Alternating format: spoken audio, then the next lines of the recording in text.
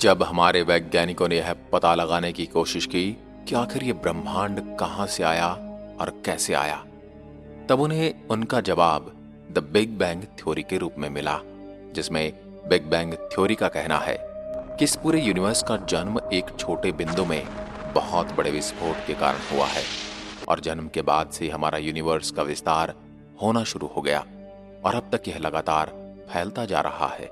Big bang theory बताते कि जन्म के समय पूरे यूनिवर्स का तापमान काफी ज्यादा था, आसपास केवल गैस और डस्ट के बादल थे और बाद में जब यूनिवर्स का तापमान थोड़ा ठंडा होने लगा तब उसमें पार्टिकल्स का निर्माण होना शुरू हो गया और एटम्स अस्तित्व में आए और कई लाख करोड़ साल बाद गैलेक्सी का निर्माण हो गया और उन गैलेक्सी में भी लाखों करोड़ों साल बाद ग्रह तारों का निर्माण हुआ और इसी तरह कुछ बिलियन साल बाद हमारा सोलर सिस्टम भी अस्तित्व में आया, जिसमें हमारी पृथ्वी का निर्माण हो रहा था और आज हम इस पृथ्वी पर जीवित हैं। बिग बैंग थ्योरी एक साइंटिफिक थ्योरी है जो साइंटिफिक पैमानों पर कई बार सही साबित हो चुकी है और आज के समय में पूरी साइंटिफिक कम्युनिटी यही मानती है कि ब्रह्मांड का जन्म बिग बैंग से हुआ था। पर आज भी साइंटिस्ट इस सवाल का जवाब नहीं दे पाते। एक छोटे से एटम जैसे पार्टिकल से इतने बड़े यूनिवर्स का जन्म कैसे हो सकता है?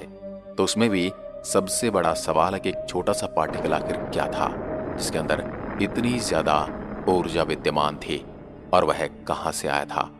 वैसे वैज्ञानिक लगातार कई थ्योरी के माध्यम से यह सवाल का जवाब भी देने की कोशिश कर रहे हैं, पर अभी तक उनकी यह सभी कोशिशें सफल नहीं रही हैं।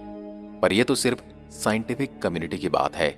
हमारी इस पूरी दुनिया में ऐसे कई धर्म हैं जो ब्रह्मांड के जन्म को विज्ञान से नहीं बल्कि धर्म और भगवान से जोड़कर देखते हैं, जिनके अनुसार इस पूरे ब्रह्मांड का जन्म भगवान के द्वारा हुआ है।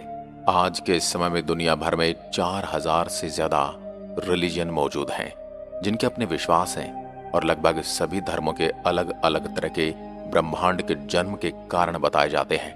पर आज के इस वीडियो में हम दुनिया के सबसे पुराने धर्मों में से एक हिंदू धर्म में बताए गए यूनिवर्स के जन्म को समझेंगे और देखेंगे कि आखिर हिंदू धर्म में हमारे यूनिवर्स के जन्म को किस तरह से बताया गया है। दोस्तों, हिंदू धर्म में जिस तरह से ब्रह्मांड के जन्म को बताया गया है, यह कोई साइंटिफिक थ्योरी या कॉन्सेप्ट तो नहीं है।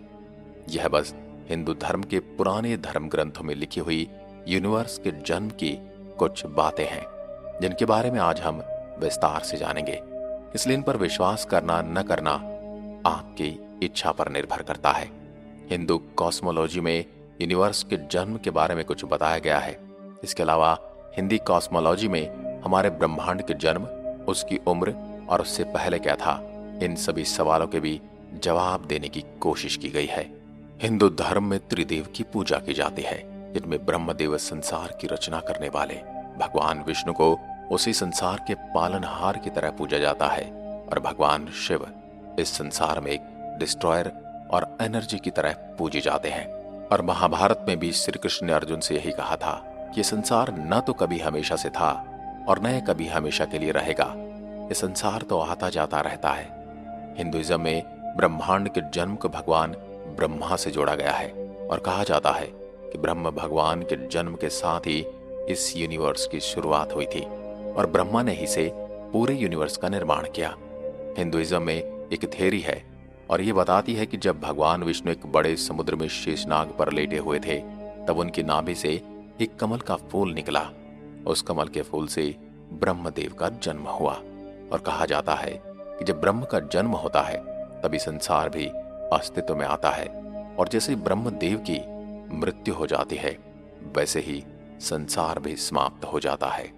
यहाँ पर कुछ लोग ये पूछ सकते हैं, आखिर फिर भगवान विष्णु अस्तित्व में कैसे आए? तो मैं आपको यह बता दूं कि हिंदुइज्म एक साइंटिफिक थ्योरी नहीं है, ये काफी स्पिरिचुअल और फिलोसॉफिकल है। बहुत सारी बातें इसमें सांकेतिक भी हैं।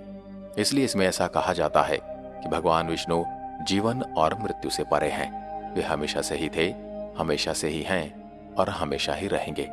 जब हमारा ब्रह्मांड भी अस्तित्व में नहीं था, तब भी ऐसा माना जाता है कि भगवान विष्णु अस्तित्व में थे, क्योंकि जैसा हमने पहले बताया, भगवान विष्णु संसार के पालनहार माने जाते हैं। इसलिए यदि वे नहीं होंगे तो फिर आखिर कोई भी ब्रह्मांड अस्तित्व में कैसे आ सकता है? क्योंकि हर एक ब्रह्मांड के अस्तित्व में होने के लिए कोई ना कोई तो होना ही चाहिए और उसका पालन पोषण करने वाला भी तो चाहिए। और यहाँ पर आपका ये जानना भी जरूरी है कि जिस तरह साइंस केवल universe, multiverse, Galaxy, solar system, planets, stars, moons, black holes की तरह इस ब्रह्मांड को देखती है, हिंदुइज्म इसे थोड़ा अलग तरीके से देखता है। हिंदुइज्म के हिसाब से न केवल यूनिवर्सल, मल्टी यूनिवर्सल अस्तित्व में है, बल्कि उनके हिसाब से 3 रीजन्स होते हैं। यानी एक ब्रह्मांड जहां पर हमारा अस्तित्व है, जिसे हिंदू धर्म में धरती लोक कहा जाता है। दूसरा स्वर्ग लोक, जिसे सबसे ऊपर का लोक माना जाता है, जहां पर देवता रहते हैं। और आखिर में आता है द लोअर वर्ल्ड्स, जिसमें 7 लोक होते हैं और इसे पूरे रीजन को नर्क लोक कहा गया है। और यदि हमें हिंदुइज्म को ध्यान में रखते हुए ब्रह्मांड के निर्माण को समझना है, तब हमें यह बात का बहुत ही ध्यान रखना होगा कि हिंदुइज्म में इन 3 रीजन्स की बात एक साथ की जाती है। क्योंकि हिंदुइज्म में ऐसा भी माना जाता है, धरती लोक काफी मेटेरियलिस्टिक होता है, जहां पर एक जीव अपने कर्म करता है और उसकी मृत्यु के बाद इन्हीं कर्मों के फल पाने के लिए उसे या तो स्वर्ग मिलता है या फिर नर्क। अब चलिए इसी ब्रह्मांड के निर्माण को हिंदुइज्म के हिसाब से और भी गहराई से समझते हैं। हिंदुइज्म में यूनिवर्स के क्रिएशन के बारे में काफी कुछ लिखा है। इस विषय में ऐसी कोई एक कहानी नहीं बल्कि कई कहानियां हैं जो ये बताती कि ब्रह्मांड का निर्माण कैसे हुआ। वेदों में, उपनिषदों में, पुराणों में भी इस विषय पर काफी चर्चा की गई है और काफी कहानियां भी बताई जाती हैं। साथ ही हिंदुइज्म के हिसाब से जिस ब्रह्मांड में आज हम रह रहे हैं, वह कोई पहला या आखिरी ब्रह्मांड नहीं है। इसके पहले भी न जाने कितने ब्रह्मांड अस्तित्व में आए और इनका विनाश हो गया, और इस ब्रह्मांड का भी एक समय विनाश हो जाएगा। और इसके बाद भी कई ब्रह्मांड जन्म लेंगे और अंत में उनका भी विनाश हो जाएगा। तैत्तिरीय उपनिषद में ऐसा कहा गया है कि भगवान विष्णु की नाभि से जब कमल का फूल निकला, तब उससे ब्रह्मदेव का जन्म हुआ, जैसे कि हमने आपको पहले बताया। और फिर भगवान विष्णु के ही कहने पर ब्रह्मदेव ने ब्रह्मांड का निर्माण किया और साथ ही इन्होंने पहले मनुष्य को भी अस्तित्व में लाया, जिसका नाम था मनु। और साथ ही हमारा ब्रह्मांड एक अकेला ब्रह्मांड नहीं है जो अस्तित्व में है। इसके साथ न जाने और कितने ब्रह्मांड एक साथ अस्तित्व में होते हैं। ऐसा भी कहा जाता है हर समय कोई न कोई नए ब्रह्मांड का निर्माण होता रहता है और कोई न कोई ब्रह्मांड का अंत भी हो रहा होता है। और इसलिए हिंदुइज्म में मल्टीवर्स थ्योरी को माना जाता है। साथ ही कुछ चित्रों में भी ऐसा दिखाया जाता है कि भगवान विष्णु के आगे पीछे कई बुलबुले हैं, जिनमें है बुलबुले अलग अलग ब्रह्मांड को दर्शाते हैं, यानी वे मल्टी यूनिवर्स को दर्शाते हैं।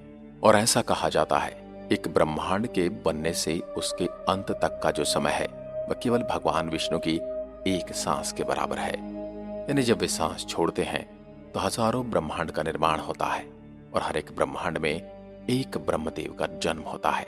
लेकिन जब वह सांस अपने अंदर वापस खींचते हैं, तब उसी प्रकार हजारों ब्रह्मांड का भी अंत हो जाता है। अब आप ये बात समझ गए होंगे कि हिंदुइज्म के हिसाब से जिस ब्रह्मांड में हम रह रहे हैं उसका भी एक दिन अंत होगा। यानी जब तक इस ब्रह्मांड के ब्रह्मदेव जीवित हैं, तब तक यह ब्रह्मांड भी अस्तित्व में रहेगा।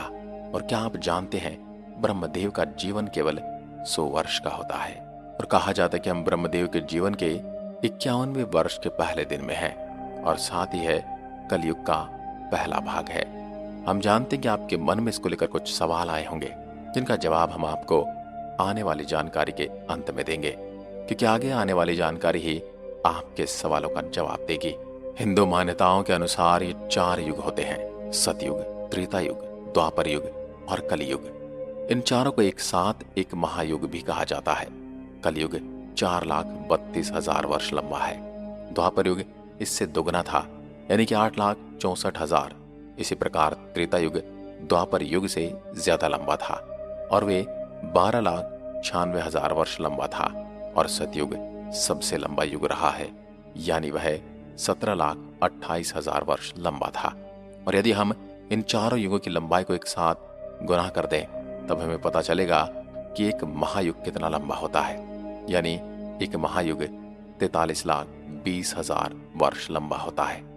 और क्या आप जानते हैं, हिंदुइज्म में महायुग के बाद जो बड़ी टर्म आती है उसे मनवंतर कहा जाता है। और माना जाता है एक मनवंतर में 71 महायुग होते हैं, यानी एक मनवंतर 30,67,20,000 वर्ष लंबा होता है।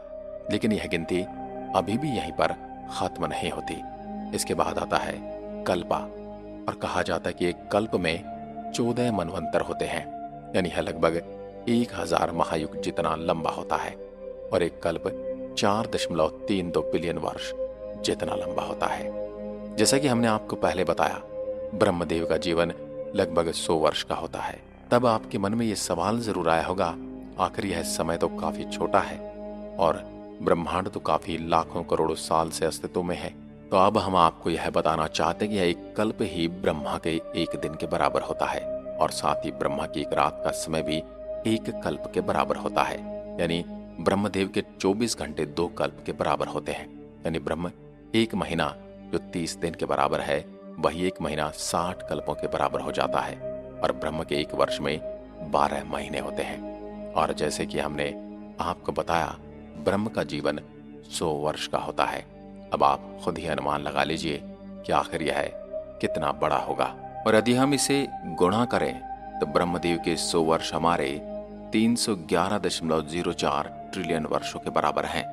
और इसलिए यह भी एक कारण है क्यों हिंदुइज्म की प्रशंसा की जाती है, क्योंकि यह पहला ऐसा धर्म है जिसमें अरबों खरबों तक की कैलकुलेशंस की गई हैं। और यह कोई आज के समय की बात नहीं, जब लोगों को विज्ञान का नाम भी नहीं पता था, तब से इसके बारे में कई पुराणों में लिखा गया है। और अब बात ये भी समझ गए होंगे किस प्रकार हिंदुइज्म में ब्रह्मांड के अस्तित्व की बात कही गई है, और साथ ही ये भी बताया गया है कि ब्रह्मांड कैसे शुरू होता है, कितना लंबा चलता है और कब खत्म होगा। अब हम उम्मीद करते हैं आपको आज की जानकारी काफी मजेदार लगी होगी और आपने काफी कुछ नया भी सीखा होगा।